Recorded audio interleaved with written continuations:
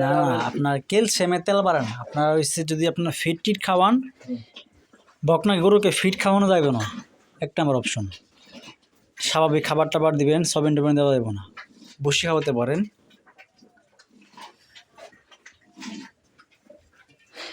নিয়মিত হচ্ছে আপনার গরুকে কৃমি ডোজ দিলে আর লিভারটনিন জিংটি খাওয়ালে গরু তেমন কিছু লাগে না।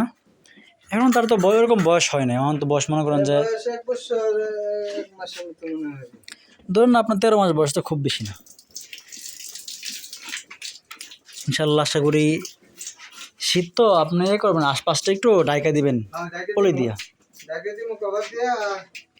চেষ্টা করবো আর কি, যাতে ওই যে রাত্রে বেশি ঠান্ডা পানি না খাওয়ানোর জন্য। অবশ্যই সকালবেলা মানে চেষ্টা তো করবো, আর বাদবাকিটা আপনারা একটু সাজেস্ট করবেন। ইনশাল্লাহ চেষ্টা করাম সর্বোচ্চ দিয়া।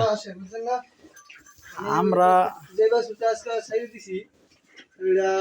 দিছি যাতে এডিট পরিষদ ঠিক মতো বেশি করা যায়, সব সামনে রাখতে পারি না। ওই যে আরেক বড় তা তো অবশ্যই।